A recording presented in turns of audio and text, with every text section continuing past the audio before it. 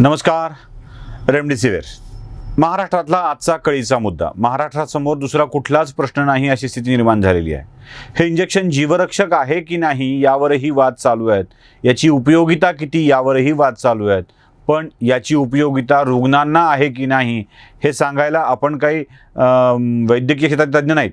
पण याची उपयोगिता राजकारणासाठी मात्र उत्तम पद्धतीनं होऊ लागलेली आहे आणि काळा बाजार करणाऱ्यांसाठी पण उत्तम याची उपयोगिता आहे हे स्पष्टच झालं आहे. रेमडेसिवीरची उपलब्धता अगदी कमी होऊ लागली आणि त्यासरशी त्याचा काळा बाजार वाढला. हे नाही म्हणून रुग्ण मरतायत अशी हकाटी पिटल्या गेलेली आहे. रेमडेसिवीरमुळे रुग्ण मरतात की नाही यावर आपण डॉक्टरांशी बोलणार आहोतच. त्याची अधिक माहिती पुढच्या काळामध्ये तपशीलवार आपण घेऊन येऊया. रेमडेसिवीर हे जीवनदाता म्हणून काम करतं आहे की अजून काही वेगळं काम आहे? यामुळे मृत्यू टाळता येऊ शकतो का याविषयी अनेक चर्चा सुरू आहेत. त्यासंबंधी आपण डॉक्टरांना बोलू. काही डॉक्टर सांगतायत की 5 ही सफिशियंट संख्या आहे, त्यावर काही उपयोग नाही आहे. पण लोक 8-10 देताना दिसत आहेत. असो, जे काय असेल ते असेल. पण या मागणीमुळं घोटाळा एक होतो आहे की याची टंचाई निर्माण होऊ लागली आणि ही टंचाईच या रेमडेसिवीरच्या काळ्या बाजारासाठी कारणीभूत ठरते आहे. कुठे कुठे सापडलं म्हणजे राजकारण महाराष्ट्रात कसं पेटलं ते तुम्ही बघितलं. ब्रुक्स फार्मा या कंपनीला भारतीय जनता पक्षानं गुजरातमधल्या म्हणजे दमनमधल्या केंद्रशासित दमनमधल्या एका कंपनीला तिथल्या साठ्यातून 50,000 इंजेक्शन्स मागितले. आता हे इंजेक्शन्स निर्यातीसाठीचे होते. ब्रुक्स फार्मा ही संपूर्णतः निर्यात करणारी कंपनी आहे आणि हे निर्यातीचे पडून राहिलेले इंजेक्शन्स ब्रुक फार्माला भाजपनं मागितले. हे मागण्यापूर्वी भाजपनं अन्न औषध प्रशासन मंत्र्यांची भेट घेतली आणि त्यांना सांगितलं की आम्ही हे मनपाला आणि सरकारला देऊ. आता हे इंजेक्शन्स भाजपा विकत घेणार आणि सरकारला देणार अशी स्थिती होती. पण भाजपला का देणार असा प्रश्न निर्माण झाला आणि त्यावरून महाराष्ट्रात हल्लकल्लोळ माजला. असो, तोही ठीक आहे. चला, भाजपवरती आरोप महाविकास आघाडीला करायचे आहेत, ते केलेत. ते आता पुढच्या तपासात तो साठा होता का नव्हता, काय होतं, या सगळ्या गोष्टी स्पष्ट होतील. त्याला विक्रीची परवानगी होती का, मग नव्हती तर का नव्हती, महाराष्ट्राला मागितली होती का, ती दिली होती का, सगळे विषय भविष्यात आता तपासात येऊ लागतील. त्याच्यानंतर औरंगाबादमध्ये पुंडलिकनगर पोलिसांनी कारवाई केली आणि रेमडेसिवीरचा काळा बाजार करणाऱ्यांना पकडलं. अगदी नाशिकमध्ये एका डॉक्टरकडे रेमडेसिवीरचे इंजेक्शन सापडले, त्याला पकडलं. जिथे जिथे कुठे रेमडेसिवीरचा काळा बाजार सुरू आहे तिथे तिथे या लोकांना पकडण्यात आलं. आता मी यावर एक मोठं भाष्य करायला तुमच्यासमोर आलो आहे. पहिल्यांदा नाव सांगतो, ते सांगणं आवश्यक आहे कारण तुम्हाला शिव्या द्यायला पुन्हा सोपं.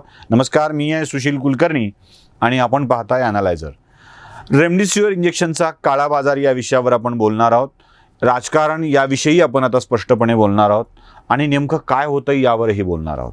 रेमडेसिवीरचा काळा बाजार होतोय आणि त्याला पकडण्यात महाराष्ट्र पोलीस यशस्वी होत आहेत हे देखील सूर्यप्रकाशा इतकं स्पष्ट आहे. रेमडेसिवीरचा काळा बाजार पकडल्यानंतर एक गोष्ट समोर येते की माणसं संकटात सुद्धा पैसे कमवण्यासाठी काहीही करू शकतात, हेही आता समोर आलेलं आहे. एक वेळ ही काळा बाजार करून इंजेक्शन पुरवणारी माणसं परवडली असं म्हणावं लागेल. कारण किमान म्हणजे ही वर्स्टमधल्या चांगल्या शोधण्याचा हा प्रयत्न आहे. म्हणजे किमान जास्त पैसे घेऊन तरी ही माणसं इंजेक्शन्स उपलब्ध करून देत आहेत. साठेबाजी करतायत, जाऊन इकडून तिकडून कुठून आणतायत, काहीतरी करतायत, जुगाड लावतायत, आणलेलं लपवतायत, झाकतायत, टंचाई दाखवतायत, मग पैसे कमवतायत पण देत आहेत. पण किमान पक्षी ते इंजेक्शन मिळतंय तरी.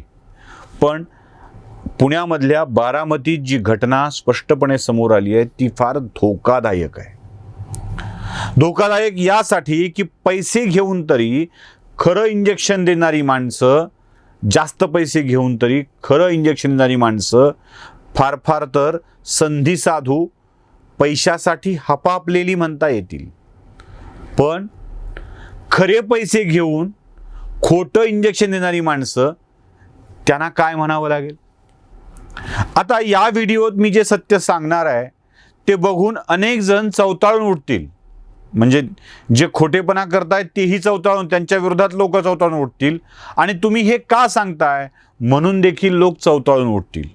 काय आहे, गुन्हेगारांना राजकीय पार्श्वभूमी असते की नसते यापेक्षा राजकीय पाठबळ असतं हे खूप महत्त्वाचं आहे. चला, आता मी तुम्हाला पुणे पोलिसांनी केलेली कारवाई दाखवतोय.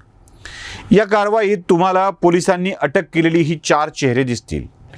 तुम्हाला फोटो दिसतोय की पोलिसांच्या समोर ही 4 माणसं उभी आहेत आणि या चौघांची नावं मी तुम्हाला सांगणार आहे. दिलीप गायकवाड, प्रशांत घरत, शंकर भिसे आणि संदीप गायकवाड अशी ही अजून 35 क्रॉस न केलेली पोरं आहेत ज्यांनी अनेक इंजेक्शन्स रेमडेसिवीर विकलेले आहेत. पण हे रेमडेसिवीर कसे होते हे तुम्हाला जर मी सांगितलं तर तुम्हाला धक्का बसेल, संताप येईल, प्रचंड राग येईल. कारण हे रेमडेसिवीर ओरिजिनल नव्हते.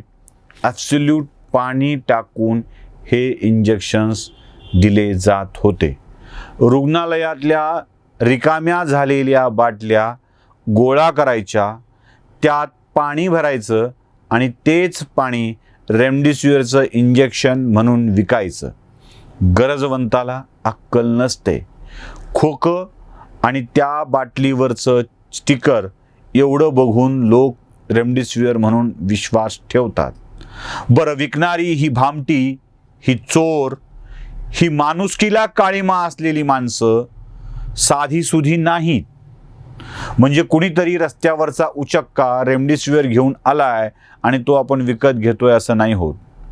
जेव्हा VT स्टेशनच्या बाहेर तुम्हाला परफ्यूम विकणारी माणसं दिसतात तेव्हा तुम्हाला माहीत असतं की हे परफ्यूम बनावट आहे, सेकंड क्वालिटीचं आहे. पण जेव्हा एखाद्या ब्रँडेड वस्तूच्या दुकानात ब्रँडेड म्हणून बोगस परफ्यूम विकलं जातं तेव्हा तुम्ही फसवले गेलेले असता. रस्त्यावरचा माल खोटाच असतो याची जाणीव तुम्हाला असते आणि त्यातल्या त्यात तो खोटा बरा निघेल या आशेनं तुम्ही विकत घेत असता. पण ब्रँडेड दुकानात तुम्हाला माल ब्रँडेडच मिळत असतो. ब्रँडेड मालाच्या किमतीत खोटं तुमच्या नशिबी मारणारे ब्रँडेड लेबल लावून आलेले असतात म्हणून ते जास्त गुन्हेगार असतात. मी जी तुम्हाला नावं सांगतोय, दिलीप गायकवाड, प्रशांत घरत, शंकर भिसे आणि संदीप गायकवाड जे फोटो तुम्ही बघताय, या चौघांना राजकीय पाठबळ आहे, राजकीय पार्श्वभूमी आहे. तुम्ही म्हणाल कुलकर्णी, तुम्ही कुलकर्णी असल्यामुळे हे सांगताय, तर आता तुम्हाला मी आणखी एक छायाचित्र दाखवतोय. त्या छायाचित्रात दिलीप गायकवाड नावाचा हा तरुण तुम्हाला त्याच्या गाडीसह दिसतोय आणि त्या गाडीवरची छायाचित्र कोणाची आहेत ते तुम्ही बघा. हा दिलीप गायकवाड राष्ट्रवादी काँग्रेसचा अगदी कट्टर कार्यकर्ता आहे, जो शरद पवारांना, अजित पवारांना आपलं दैवत समजतो आणि ते समजल्याचं तो जाहीरपणे व्यक्त करत फिरतो. हा प्रकार बारामतीत घडलेला आहे, पुणे जिल्ह्यात घडलेला आहे. जेव्हा अशी मोठ्या माणसांना दैवत समजून त्यांचं लेबल लावून फिरणारी माणसं जगात असतात तेव्हा त्यांच्यावर जास्त विश्वास ठेवला जातो. मी असा दावा करत नाही आहे की याच्या पाठीमागे अजितदादा पवार किंवा शरद पवार असतील, ते मास्टरमाइंड असतील, असा दावा मी इथे करत नाही आहे. पण एखाद्या ब्रँडेड शॉपला, त्या दुकानाला पाठीवर ब्रँड लागला की लोकांचा विश्वास असतो आणि तिथे त्या ब्रँडची वस्तू मिळत असते अशी खात्री असते. सॅमसंगच्या फोन गॅलरीमध्ये सॅमसंगचा फर्स्ट कॉपी नाही तर ओरिजिनल फोन मिळतो याची खात्री लोकांना असते, म्हणून ते सॅमसंग गॅलरीत फोन विकत घ्यायला जात असतात. तसं राजकारण्यांचं लेबल लावून वावरणारी माणसं जे स्वतःला समाजसेवक किंवा राजकीय कार्यकर्ते समजतात त्यांच्याविषयी हे फसवणार नाहीत, उपलब्ध करून देतील. फार फार तर संबंधाखातर किंवा या उपलब्ध करण्याखातर जास्तीचे पैसे द्यावे लागतील असा विश्वास लोकांच्या मनामध्ये असतो, पण ते फसवणार नाहीत असं वाटत असतं. पण राजकारणी माणसांची, नेत्यांची झूल अंगावर घालून ही बदमाश लोक नुसतं पैसे जास्त घेऊन लुटतात असं नव्हे, तर त्यात पाणी घालून विकतात. जर खरंच एखाद्या कोरोना रुग्णाला या इंजेक्शनचा उपयोग असेल, एखाद्या मृत्यूपंथावर लागलेल्या माणसाला हे इंजेक्शन दिलं जाणार असेल, सलाईनमधून चढवलं जाणार असेल आणि त्यात नुसतंच पाणी गेलं, इंजेक्शन नाही गेलं आणि त्याचा जीव गेला, तर याला जबाबदार कोण? एखाद्या कंपनीच्या गॅलरीमध्ये जाऊन खराब घेतलेल्या वस्तू खराब निघाल्यानंतर त्याला जबाबदार जशी कंपनी असते ना, तशी या भामट्यांना आपल्या पंखाखाली घेऊन त्यांना प्रतिष्ठा, पद, पैसा प्राप्त करून देणारी मंडळी यासाठी जास्तीची जबाबदार असतात. तिकडे 50,000 इंजेक्शन्स तुम्ही अमुक पक्षाला का देताय म्हणून देणाऱ्यावर घेणाऱ्यावर कारवाई करणारे, म्हणून त्यांच्यावरती गुन्हा दाखल करण्याची भाषा करणारे राज्याचे नवे गृहमंत्री वळसे पाटील जरासा वळसा घालून या प्रकरणाकडे बघतील का? आणि या गुन्हेगारांना ज्यांनी पाठबळ दिलं आहे, ज्यांनी बळ दिलं आहे, त्यांच्या देखील मुसक्या आवळतील का? कारण या प्रकरणामध्ये केवळ आर्थिक फसवणूक नाही आहे, केवळ लोकांची अशा स्वरूपाची फसवणूक नाही आहे की ज्यामुळे फक्त आर्थिक नुकसान होईल. जेवढ्या लोकांना त्यांनी इंजेक्शन विकलं आहे त्यांच्या जीवाला धोका होण्याची शक्यता आहे. खरं तर जास्त तपास आता असा करणं आवश्यक आहे की या भामट्यांनी कोणाकोणाला हे इंजेक्शन्स यापूर्वी विकले आहेत आणि असे विकले आहेत. जर घेतले असतील आणि ते पेशंट दगावले असतील तर यापेक्षा वाईट गोष्ट दुसरी कुठली असणार नाही. असं घडलं असेल तर यांच्यावर मनुष्यवधाचा गुन्हा दाखल का करण्यात येऊ नये? या सगळ्या माणसांना जे पाठीशी घालतायत त्यांनी तरी किमान आता राज्याच्या परिस्थितीवर नाकाने कांदे सोलू नयेत एवढीच अपेक्षा व्यक्त करणं आपल्या हाती आहे. अपेक्षा अशी आहे की याकडं तुम्हीही गांभीर्यानं बघाल, कोणत्या पक्षावरची टीका म्हणून नव्हे तर माणसांना फसवल्या जातं आहे ते जाऊ नये म्हणून या गोष्टी उघड करतो आहे. नमस्कार.